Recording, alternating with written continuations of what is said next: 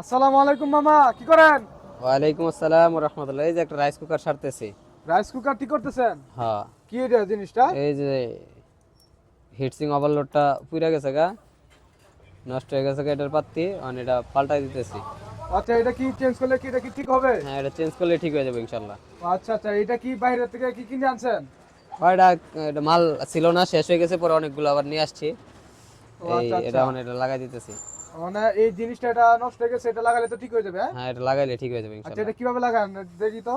এটা এই যে এই জায়গায় বসায়া, পরে এই যে মানে যার আগে যে মানে আগে মানে আগে আগে যেটা যেমনি ছিল অমনি খালি খুইলা ওইভাবে লাগাইলেই হয়ে যাবে, আচ্ছা দেখা আচ্ছা দেখে। আচ্ছা, বুঝতে পারছি। এই সুইচটা খালি লগে লইয়া গেলে, দরকার হলে যে জায়গায় পাওয়া যায়, তাহলে সুইচটা আইনা খুইলা আবার নিজেই এটা পাল্টাইতে পারবো।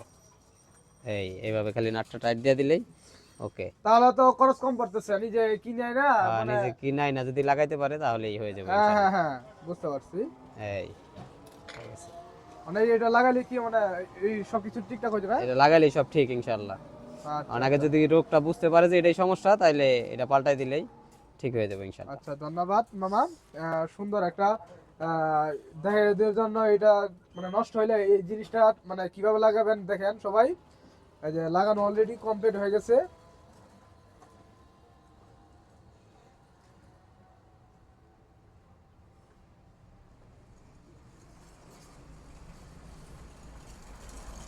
মানে ওইটা যেভাবে লাগানো ছিল ওইভাবে লাগালে ঠিক হয়ে যাবে। হ্যাঁ, খুইলা খালি ওইভাবে লাগাইলেই হয়ে যাবে।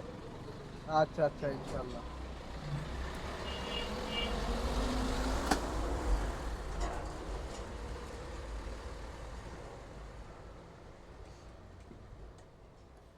দেখেন দর্শক বিন্দুরা,